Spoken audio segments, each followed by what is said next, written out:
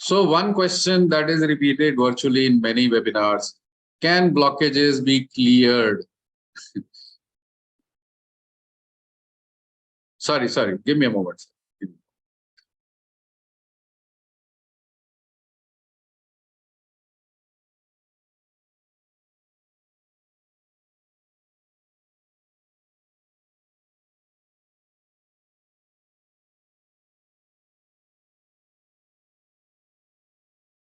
Yes, Jim. Can blockages be cleared? Okay, why do you want to clear the blockages? Because it causes heart attack? No, it doesn't cause heart attack. No blockages cause heart attack. First of all, पहली बात आपको ये बता, heart attack happens because of some kind of a clot or some kind of a bursting inflamed zone where clot will happen. तो blockages से तो heart attack होता नहीं है, क्योंकि 95% ब्लॉक आज था तो 6 महीने पहले भी था, 92 होगा, 90 होगा. It takes a lot of time to get blockages, and the more blockages, the better your heart is, the healthy your heart is. If your heart doesn't create blockages in the young age, you will not be able to survive beyond 30. 30 साल भी survive नहीं कर पाएंगे. तो blockages क्या गलत होते हैं? So let's dwell a little more, थोड़ा सा और समझने की कोशिश करते हैं. तो अपने दिमाग से रिस्क, ये आपका जो रिस्क है कि ब्लॉकेजेस नहीं होने चाहिए, ये आइडिया हटा दो प्लीज. अगर ये आप आइडिया नहीं हटाएंगे, heart attack will become number 1 cause of death, has been become number 1 cause of death and become even worse in coming years. अगर आप अपने शरीर का ब्लड प्रेशर कम करते रह गए ना, तो heart attack is what humanity will face. So आपका बॉडी अपने आप को रिस्क से बचाता है, हाँ या ना? Is it a live entity? क्या ये जिंदा है? क्या ये अपने आप को बचाना जानता है? लाखों सालों से तो नहीं हुआ ना हार्ट अटैक, ब्लॉकेजेस की प्रॉब्लम, हार्ट डिजीज तो लाखों सालों से नहीं हुआ. इन the last 100 years it has become very very aggravated. और कुछ तो आपका बॉडी इंडिकेट कर रहा है ना. अगर ये इतनी बड़ी problem, if this problem has become so much, then your body is indicating something. You should have the sense and the wisdom to listen what your body is saying. So give me one example in the last 100 years by doing whatever is the current idea of treatment of disease. Blood pressure कम करके, statin खा के, blood thinners खा के, एक case बता दो मुझे 100 साल में जो हार्ट डिजीज से निकल गया, ठीक हो गया. गिव मी वन प्रूफ, एक प्रूफ बताओ to a span of 100 years. 100 साल का आपको स्पैन दे रहा हूं.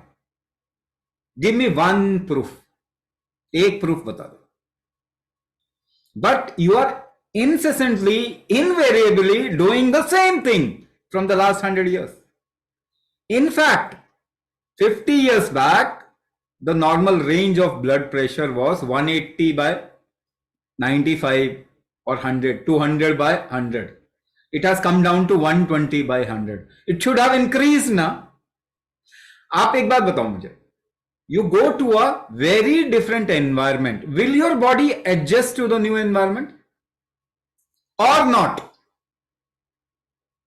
आपको ग्रह, अभी चांद पे गए ना हम, अगर चांद में तो खैर एटमॉस्फेयर नहीं है, suppose you go to Mars और some kind of a earthly planet, earth जैसा कोई दूसरे प्लैनेट पे चले जाओ, it will not be the exact same, there will be some variation. तो आपका बॉडी एडजस्ट करेगा कि नहीं करेगा, ये बताओ, according to the new environment. करेगा ना? Have you change the environment of earth in the last 100 years? And you don't want your body to adjust. Does it make any sense? As you age, you want your blood pressure to be 120 by 80. Does it make sense? तो ये तो criminal है कि आप अपनी body को एक set of standard बना लिया, उस पर एडजस्ट करने की कोशिश कर रहे। It's the most ridiculous thing. In every space humanity has grown to whatever, but only in the health space we have gone down. केवल हेल्थ में आगे नहीं बढ़े हम। Why? Because the thought process is wrong. वो गलत thought process. As के साथ आपका ब्लड प्रेशर बढ़ना चाहिए, विच इज नॉर्मल। एनवायरमेंट के साथ में पैरामीटर्स चेंज होने चाहिए, लाइफस्टाइल के साथ में आपके पैरामीटर्स चेंज होने चाहिए, हां या ना? तो किसी ना कुछ आइडिया बना लिया and you want to fit in that idea. ये आप अपने लाइफ के साथ में बहुत ज्यादा गलत काम कर रहे हैं। And this is nothing, this is colonisation and slavery, nothing else.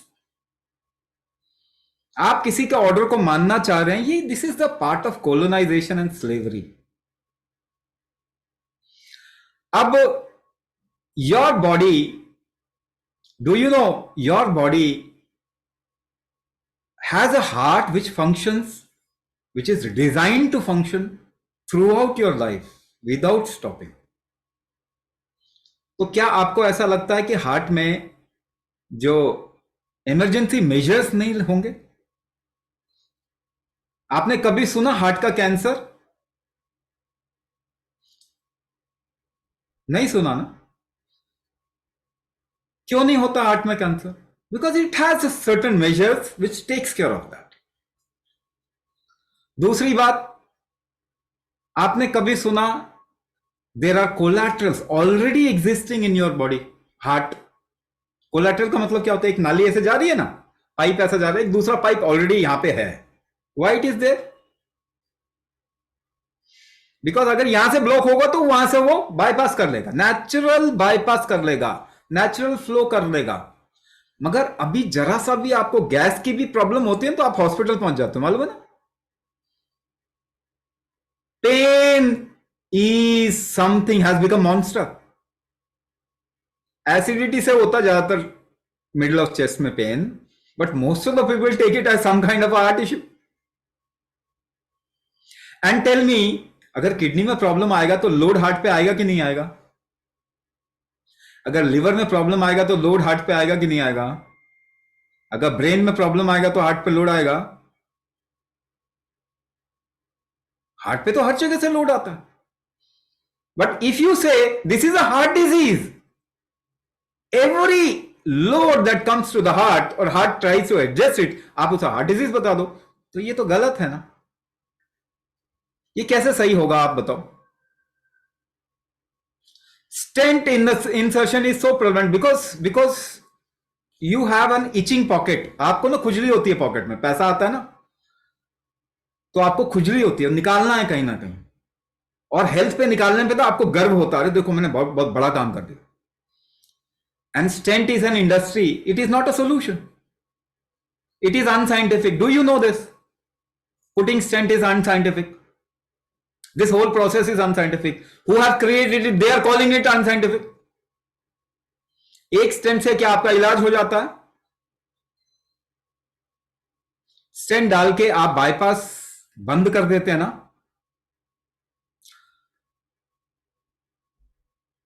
Cardiac arrest से कौन निकला है स्टेंट डाल के?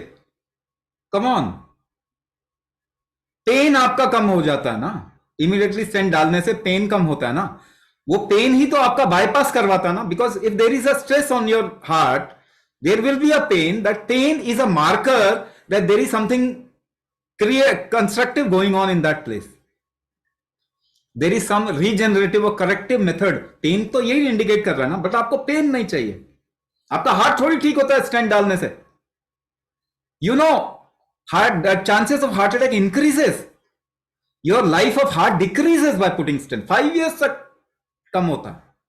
ये you are creating an idea, Coca Cola अच्छा होता है, now you saying Coca Cola तो अच्छा होता है, व्हाट डू आई से? उसमें मैं क्या बोलूं आपको? बट आपका basic fundamental strength of functioning body का कम हो जाता है the moment you touch your heart और do something with your heart. That is proven now beyond doubt. till to an extent of 5 years of age आपकी life की कम होती है by angioplasty, doing one angioplasty. लेकिन क्योंकि blockage कोई होगा, जोर लग रहा होगा, वहां पे पेन होगा, आपको पेन नहीं झेलना जी।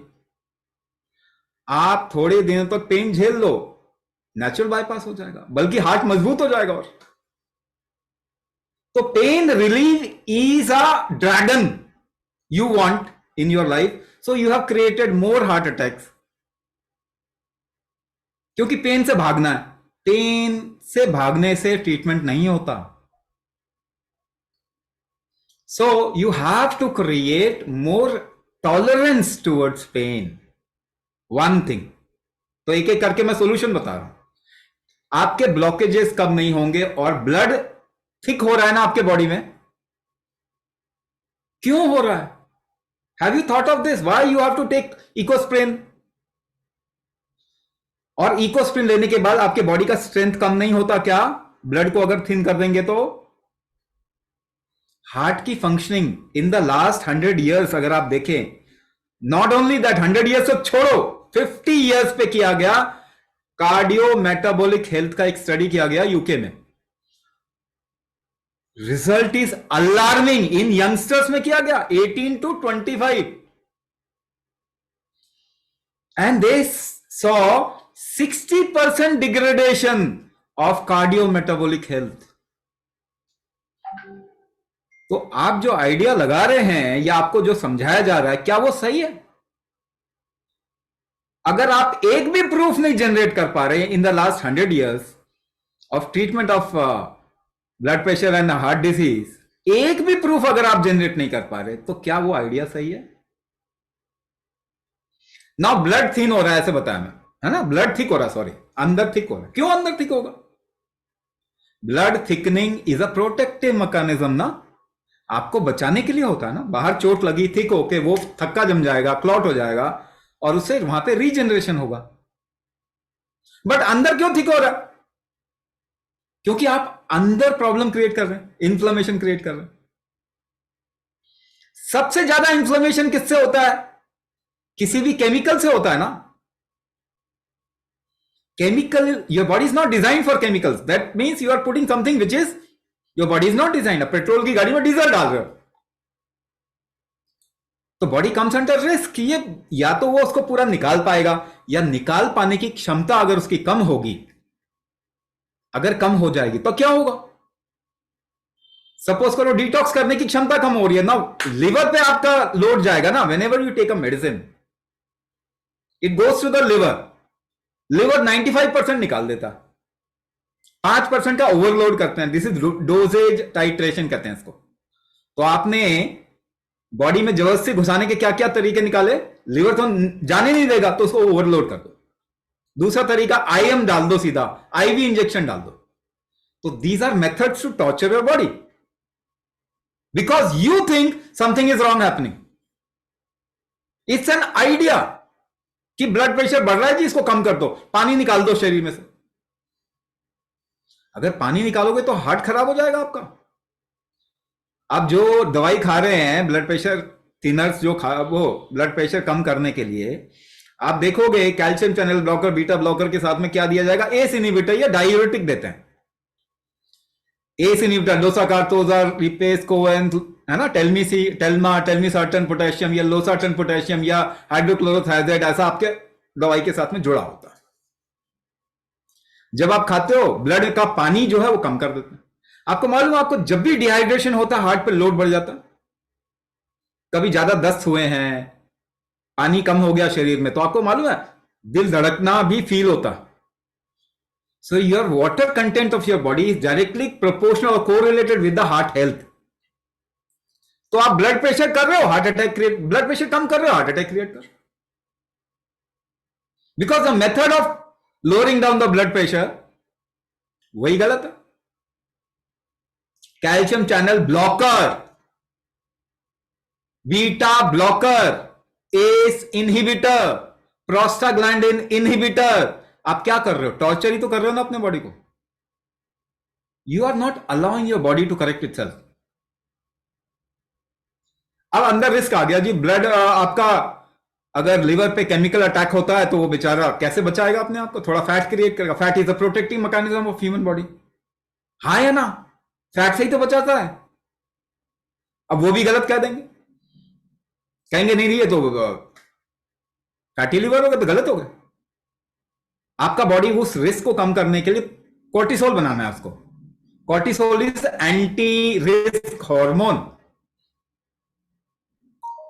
कहां से बनाएगा कोर्टिसोल? कोलेस्ट्रॉल ट्राइग्लिसराइड से ही बनाया। कच्चा माल क्या है? Cholesterol triglyceride. Your body will increase cholesterol and triglyceride. You will say no, ये तो गलत कर दिया। इन्फेक्शन से बचाने के लिए आपका बॉडी फीवर क्रिएट करता है, आप बोलेंगे नहीं ये तो गलत कर दिया, पैरासिटामोल खा के फीवर डाउन कर दो। उल्टी होगा तो उल्टी बंद कर देंगे, दस्त होगा दस्त बंद कर देंगे। अरे दस्त में क्या हीरे मोती निकल रहे थे शरीर से? उसको बचाना है, रोकना। तो every time you are torturing your body, you are calling it treatment. क्या लाखों सालों से ये बॉडी ने अपने आप को नहीं बचाया कि इसको इतना जरूरी है दवाई खा के बचाने की पिछले 100 साल के अंदर? For millions of years this body hasn't created any chronic disease. तो रिस्क अगर आप क्रिएट करेंगे तो क्या होगा? ब्लड थिक होकर ही तो बचाएगा ना अपने आप को। इन्फ्लेमेशन क्रिएट होता है बॉडी के अंदर। आप कॉर्टिसोल नहीं बनने देना चाहते, आप लिवर को प्रोटेक्ट नहीं करवाने देना चाहते, आप ब्लड प्रेशर नहीं बढ़ने देना चाहते। Because of blood, it is not blood pressure, it is pressure in your body which makes you function, which makes every organ function. और वो प्रेशर अगर आप जनरेट करने की कैपेसिटी आपकी कम होगी तो body will increase pressure. So pressure is a protective mechanism of your body. If you let the body increase pressure for a certain period of time, it will adjust itself and become natural, normal. तो risk होगा, blood thick होगा, blood thick होगा, inflammatory condition है। Now this inflammation is not only caused by your medicine, medicine is the biggest cause of inflammation.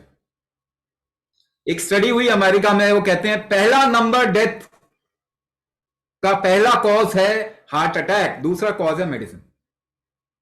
Go to the Google site पे जाओ, जरा search करो, आपको मिल जाएगा। तो इन्फ्लेमेशन से आपका फूड भी इन्फ्लेमेटरी है हो गया, because it is genetically modified, hybrid, inorganic process. अब वो फूड होना चाहिए आपका, but it is an inflammatory agent. दूसरी बात, केमिकल खा के गट माइक्रोबायोम खराब कर दिया, हिस्टामिन पैदा करना जो ज्यादा होता है, तो हिस्टामिन इंटॉलरेंस के लिए भी बॉडी आगे बढ़ गया। यानी कि कोई भी खराब चीज को एक्सेप्ट कराने के लिए आपकी बॉडी में हिस्टामिन बनता है। अगर आपका गट माइक्रोबायोटा खराब हो जाएगा, मेटाबॉलिक स्ट्रेंथ खराब हो जाएगा, तो हिस्टामिन बॉडी ज्यादा बनाएगा और बॉडी हिस्टामिन इंटॉलरेंट होना शुरू हो जाएगा। इंसुलिन अगर ज्यादा डालोगे तो इंसुलिन रेजिस्टेंट होना शुरू हो जाएगा। तो हिस्टामिन ज्यादा प्रोटेक्टिव अगर अपने बॉडी अपने को बनाएगी तो हिस्टामिन ज्यादा रिलीज करेगी, तो बॉडी हिस्टामिन इंटॉलरेंट होना शुरू हो जाएगा या रेजिस्टेंट होना शुरू हो जाएगा। अब ये हो गया तो इसका मतलब इन्फ्लेमेटरी कंडीशन तो बढ़ेगी, यूरिक एसिड बढ़ेगा, इन्फ्लेमेटरी सिचुएशन बढ़ेगी आपके बॉडी के अंदर। पिछले एक स्टडी कहती है कि यूरिक एसिड जो है 3 से 6 मिलीग्राम पर डेसीलीटर, मिलीग्राम है माइक्रोग्राम पर डेसीलीटर, इतना बढ़ गया है पिछले 50 ईयर्स में। तो कहने का मतलब क्या? आप रिस्क कम करने के लिए क्या कर सकते हैं? आप देखो, एनवायरमेंट तो ठीक नहीं कर सकते ना, you can't immediately change the environment, you can't correct your food immediately. जो अवेलेबल होगा वही खाएंगे ना। You can't even run away from medicine. भाई मेडिसिन के ऊपर बहुत लोगों का धंधा जमा हुआ है, वो आपको आपके मरने जीने की परवाह नहीं है। धंधा बंद तो नहीं होना चाहिए ना। हॉस्पिटल को चलने के लिए सर्जरी चाहिए ना, तो उनको तो एंजियोप्लास्टी करना है। एंजियोप्लास्टी का कोई फायदा नहीं होता, it is proven beyond doubt that it is unscientific, मगर वो धंधा है। हॉस्पिटल कैसे, इतना करोड़ों रुपए लगाया, हॉस्पिटल कैसे चलेगा? सो दे हैव टारगेट। अब इससे और ज्यादा क्या बताएं, वो आपको सोचना है, मगर मैं कह रहा हूं कि वो एक अलग बात है, उसको आप रोक नहीं सकते। सरकार आपको इम्यूनाइजेशन के लिए वैक्सीन लगवा देगी, डब्ल्यूएचओ को गाइडलाइंस आ जाएंगे, अमेरिका को फॉलो करते हैं सारे के सारे, यहां पे प्रोटोकॉल्स जो अमेरिकन प्रोटोकॉल्स को फॉलो करते हैं, जो भी एलोपैथी डॉक्टर्स हैं वो तो एकदम से बंद नहीं करेंगे प्रोटोकॉल फॉलो करना। आप कैसे बचाएंगे, आप बताइए ना, आप कैसे बचाएंगे? ये तो आपकी जिम्मेदारी है कि आपको अपने आप को बचाना है। एक गारंटी देता हूं, कुंभक जो कर रहा होगा ना, हार्ट अटैक कितने भी आ जाए बच जाएगा। Is it enough? नहीं, अभी नहीं समझ में आएगा। आपको लगता है कि हार्ट अटैक तो हॉस्पिटल बचाता है? कोई हॉस्पिटल हार्ट अटैक से आपको नहीं बचा सकता। आपको आइडिया है कि मैं हॉस्पिटल पहुंच गया तो बच गया, अगर बच गए तो ये बॉडी हैज करेक्टेड इटसेल्फ, अगर बच गए तो आपके शरीर ने बचा लिया। Despite of medicine you are surviving, not in spite of medicine. Please correct your idea about medicine. Despite of medicine, medicine खाने के बावजूद अगर बच गए हैं, शाबाशी दो अपने बॉडी को। Despite of medicine and intervention, surgical intervention, you are surviving. अभी भी आपके शरीर में जान है, बचाने की शक्ति है। तो वो टॉलरेंस कैसे बढ़ाएंगे अपने बॉडी का? टॉलरेंस बढ़ा दीजिए। तो पहली चीज क्या करना, टॉलरेंस बढ़ा देना, तो आपका रिस्क कम हो जाए। 200 ब्लड प्रेशर 10 बंदों को सामने खड़ा कर लो, सभी को सेम प्रॉब्लम होगा क्या? Will everybody have the same problem? एक को तो पता भी नहीं चलेगा कि मेरा 200 ब्लड प्रेशर है, मैं तो बिल्कुल ठीक हूं, और एक बंदा जो है चक्कर आ रहे होंगे उसको। So is it the blood pressure which is causing the problem in your body? Your tolerance of that blood pressure is causing problem in your body. It is not blood pressure. आपकी झेलने की क्षमता कितनी है? So how to increase tolerance? तो आप 10 kilo weight उठाओ, कैसे टॉलरेट करते हो वेट को? सांस रोक के उठाते हैं? बिना सांस रोके उठा सकते हैं? 20 किलो उठाना हो तो सांस रोकने की क्षमता, capacity to hold your breath should be more, और यू इंक्रीज इट। वो तो आपको बढ़ाना ही पड़ेगा। आप सीढ़ियां चढ़ना। What is the problem of heart disease and blood pressure? Problem in terms of how you feel. अपने शरीर में आपका हार्ट डिजीज हो गया या ब्लड प्रेशर हो गया, what, how can you say that? आप कैसे कह सकते हैं? भाई मशीन कह रही है कि आपका ब्लड प्रेशर इतना है, मशीन तो ये नहीं कह रही ना कि ये प्रॉब्लम है। डॉक्टर बोलता है ये प्रॉब्लम है, मगर आप कैसे समझें कि ये प्रॉब्लम है कि नहीं है आपको? तो आप सीढ़ियां चढ़ने पे सांस फूल रही है तो कुछ तो प्रॉब्लम है। आप थोड़ा काम करने से आपके शरीर में हार्ट का बीट बढ़ने लग जाता है तो प्रॉब्लम है। यानी कि आपकी काम करने की क्षमता अगर कम हो गई तो कहीं ना कहीं हार्ट पे लोड तो है। मगर काम कैसे करते हैं आप? बिना सांस रोके कोई भी काम कर सकते हो, बताइए। पुल करिए, पुश करिए, जंप करिए, सीढ़ियां चढ़िए, पुल करके देखो, आप सांस रोके बिना पुल कर सकते हो, पुश कर सकते हो। Even to get up from a chair, you have to hold your breath for a certain time, isn't it? तो अगर आपकी काम करने की क्षमता कम हो गई, थोड़ा काम करने पे ही हार्ट बीट बढ़ रहा है, आप अपने मतलब थोड़ा एफर्ट नहीं लगा पा रहे। आप एफर्ट कैसे लगाते हैं? सांस रोक के एफर्ट लगाते हैं आप। तो प्रॉब्लम क्या हो गई है आपको? सांस रोकने की क्षमता, ब्रेथ होल्ड कैपेसिटी कम हो गया। उसको आप बढ़ाएंगे, कुंभक करेंगे तो पहली चीज क्या नजर आएगी? आप अपने शरीर को ज्यादा अच्छे से इस्तेमाल कर पा रहे हैं। सीढ़ियां चढ़ने पे सांस नहीं फूल रही है, सिचुएशन को आराम से झेला जा रहा है, एकदम से रिएक्शन नहीं हो रहा, या ब्लड प्रेशर नहीं बढ़ रहा, या हार्ट बीट आपको ज्यादा नहीं सुनाई दे रहा है, एंजाइटी कम हो गई, फियर फैक्टर लाइफ में कम हो गए। कुंभक करते ही ये सबसे पहली चीज नजर आएगी। अगर आप सीढ़ियां चढ़ रहे हैं, सांस फूल रही है और फूलना बंद हो जाए, आराम से चढ़ पा रहे हैं, तो बीमारी खत्म है कि नहीं खत्म है? बताइए। दवाई खा के तो कभी नहीं हुआ ये, और कभी होने भी नहीं वाला. So if you increase the tolerance, what will happen? First thing, because we are putting lot of bad things in our body. आपका ना दो सिस्टम है, मेटाबॉलिक सिस्टम है और इम्यून सिस्टम है. ये उल्टे काम करते हैं. इम्यूनिटी बड़ी, इम्यून रिस्पॉन्स ज्यादा होगा तो मेटाबॉलिक रिस्पॉन्स कम होगा. ऐसे ही मान के चलिए कि आपके घर में खतरा है तो किचन बंद होता है सबसे पहले. अगर देश पे खतरा है तो प्राइम मिनिस्टर का काम बंद हो जाता है, प्रेसिडेंट का काम चालू हो जाता है. तो खतरा अगर शरीर पे होता है तो इम्यून रिस्पॉन्स बढ़ जाता है. अगर खतरा कम होगा तभी मेटाबॉलिक रिस्पॉन्स आगे आएगा. तो खतरा तो कम हो ही नहीं रहा. वो दवाई से खतरा आ रहा है, वो फूड से खतरा आ रहा है, वो हवा से खतरा आ रहा है. तो आपका मेटाबॉलिक रिस्पॉन्स ऊपर नहीं जा पा रहा. तो इसे कहते हैं metabolic disorder. Heart disease and blood pressure is a metabolic disorder. Diabetes is a metabolic disorder. Thyroid is a metabolic disorder. Cancer is a metabolic disorder. Immune response बार बार ऊपर आ रहा है. नाउ बार बार भाई किचन को कब तक बंद रखोगे? तो बॉडी इम्यून रिस्पॉन्स को कम करने की कोशिश करती है, मेटाबॉलिक रिस्पॉन्स को बढ़ाने की कोशिश करती है. फिर कुछ खतरा आ जाता है, फिर बढ़ जाता है. इसे कहते हैं ऑटो इम्यून डिसऑर्डर. तो metabolic disorder and auto immune syndrome ये कोरिलेटेड हैं. तो जिसे हम कहते हैं ना, आपको एंजाइटी आ रही है, ब्लड प्रेशर बार बार बढ़ रहा है, इसको एक और नाम से आप बोल सकते हैं एड्रिनल ओवर एक्टिविटी. यानी कि adrenal over activity auto immune disorder है. ठीक है, इसको ठीक कैसे करेंगे? इसको ठीक कैसे करेंगे? जैसे ही आप अपने बॉडी का टॉलरेंस बढ़ाते हैं तो सिचुएशन में वो एकदम से हिलता नहीं है.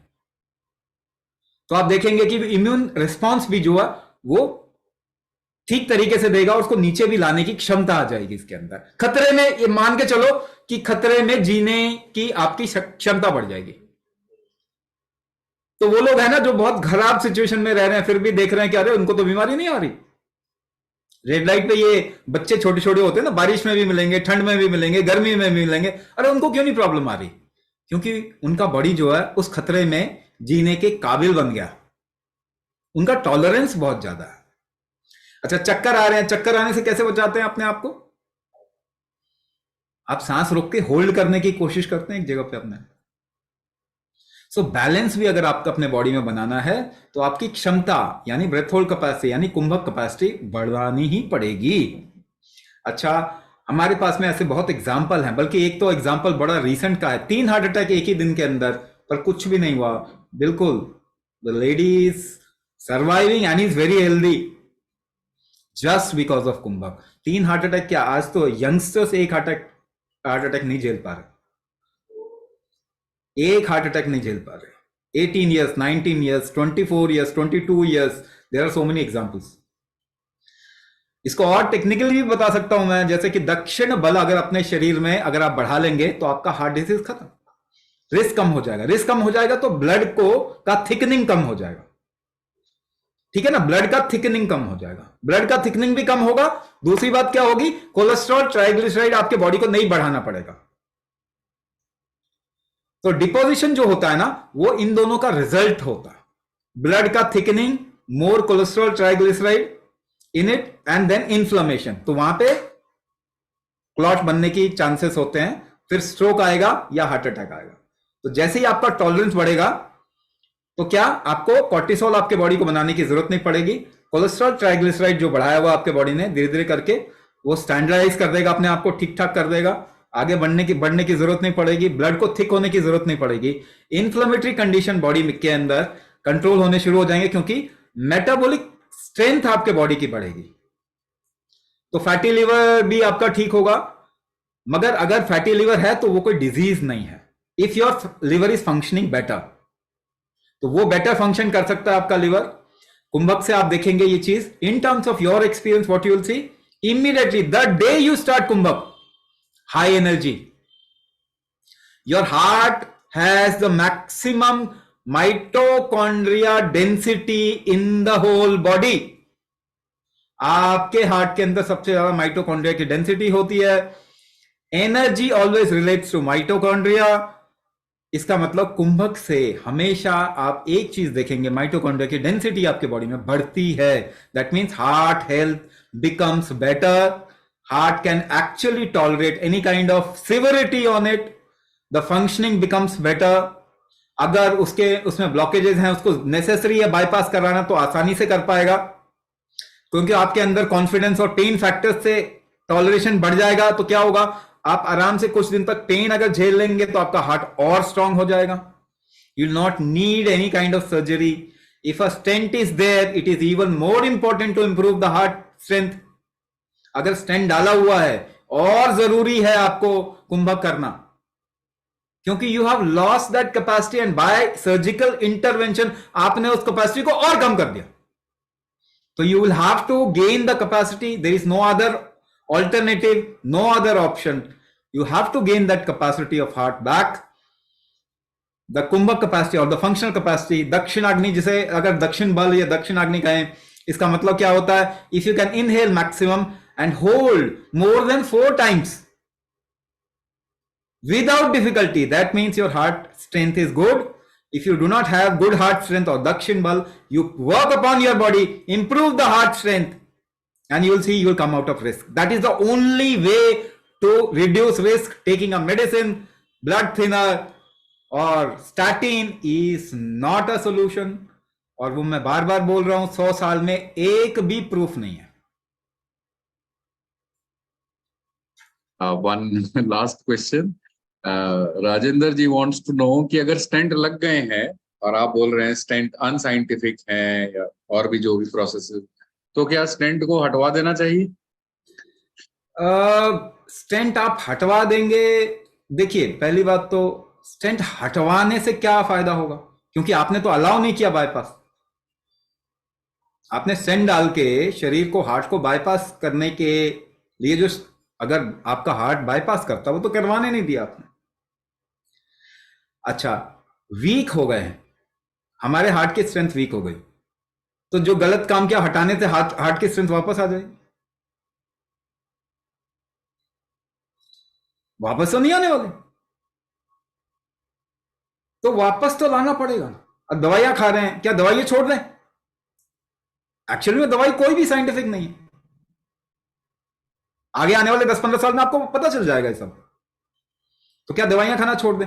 तो मैं आपको एक सवाल पूछूंगा, अगर आपने ड्रग लेना शुरू कर दिया तो छोड़ दें ड्रग्स? क्योंकि आपका बॉडी ना एडजस्ट करता है अपने आप को, एक लेवल तक चेंज करता है, उसमें भी जीने की कोशिश करता है। आप जो गलत कर रहे हैं उसमें भी जीने की कोशिश करता है। That is why I am saying, despite of your medicine and surgical intervention you are surviving. मगर इसका मतलब ये तो नहीं है कि आपका स्ट्रेंथ आपने वापस कर दिया, उसको वीक कर दिया मगर वापस नहीं किया। तो क्या एक एडिक्ट हो गया, क्या एडिक्ट को वो ड्रग छुड़वा देना चाहिए?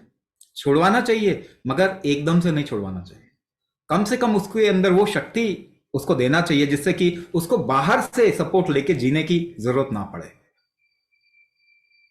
वो शक्ति वापस आने के बाद में वो अपने आप ही छूट जाएगा। तो अगर कुंभक करेंगे ना तो दूसरा स्टेंट नहीं लगेगा, पहला स्टेंट भूल जाइए, करवा दिया आपने, उसके लिए पता नहीं कितना स्टेरॉइड भी खा के अपना इम्यून सिस्टम को खराब किया है। अब बॉडी ने उसको एक्सेप्ट कर लिया कि चलो ठीक है, इसके बाद भी हम जी लेते हैं, तो आप उसे रहने दीजिए। लेकिन अगले स्टेंट के बारे में क्या ख्याल है आपका? चाहिए वो चाहिए क्या? रिस्क चाहिए क्या? हार्ट अटैक चाहिए? तो जो कर दिया, अब दवाई खाना बंद कर देंगे? हम कहेंगे कि नहीं, कुछ भी आपको अभी नहीं करना। अभी सबसे पहले क्या करना है? अपने बॉडी का टॉलरेंस बढ़ाना है, उसकी फंक्शनिंग बढ़ानी है, हार्ट का स्ट्रेंथ बढ़ाना है, उसका रिकवरी मैकेनिज्म को इंप्रूव करना है, उसके मेटाबॉलिक स्ट्रेंथ को इंप्रूव करना है, उसके इम्यून स्ट्रेंथ को इंप्रूव करना है। ये आप करते जाइए। एक ऐसा टाइम आएगा जब दवाइयां आपके एक्चुअली में गिर जाएंगी, और दवाई हमने नहीं दिया तो आप हमसे पूछेंगे दवाइयां छोड़ दें, तो हमारे लिए ठीक नहीं है बोलना, क्योंकि it's a different kind of a market. तो कुछ लोग हमारे खिलाफ में हो जाएंगे, बोलेंगे ये देखो ये कैसे कर रहा है, ये हमारा धंधा बंद कर रहा है। तो उसमें हम जाना ही नहीं चाहते। एक ऐसा टाइम आएगा, आपको कोई सिम्टम नहीं है, आपकी बॉडी हेल्दी फील कर रही है, कोई प्रॉब्लम नहीं है, फिर हम कहेंगे, फिर आप बिना सहारे के देखिए कि रह सकते हैं कि नहीं रह सकते। स्लोली सी, एक दिन बिना दवाई खाकर देखिए कि आपको कुछ प्रॉब्लम तो नहीं आ रही, तो आपको भी कॉन्फिडेंस आएगा, अरे नहीं हुआ कुछ प्रॉब्लम, 2 दिन नहीं हुआ प्रॉब्लम, धीरे धीरे करके आप छोड़ दीजिए। बेसिकली ये डर है, लेकिन जब आपका शरीर झेलने लायक हो जाएगा, आपको किसी मेडिसिन की जरूरत है ही नहीं। और दूसरे स्टेंट के बारे में सोचिए। अभी पहले स्टेंट में जो भी कुछ हो गया वो हो गया, क्या उसको निकलवाना सही है? वो निकलेगा भी नहीं। एक बार स्टेंट जो डल गया ना, निकलना मुश्किल होता है, क्योंकि वहां पे ग्रोथ, बॉडी उसको ना छुपाने की कोशिश करती है या उसको कंज्यूम करने की कोशिश करती है, इसीलिए वहां पे दोबारा डिपोजिशन हो जाता है। इनफैक्ट स्टेंट वो जगह है जहां पे ज्यादा जल्दी डिपोजिशन होता है। उसकी डिपोजिशन को कम करने के लिए भी, या इन्फेक्शन को ठीक ना हो, इन्फ्लेमेशन कम करने के लिए फिर आप मेडिसिन खा रहे हो। मगर अगर स्टेंट डल गए हैं तो it is even more important कि आप शरीर की जो कमजोर पक्ष हो गया है उसको स्ट्रेंथ दें। सेकेंड, स्टेंट ना लगे, अभी जो मेडिसिन खाना है उसके बगैर भी आप हेल्दी रह पाएं, आपके सिम्टम चले जाएं, आपकी लाइफ ट्रांसफॉर्म होनी चाहिए, ये जरूरी है।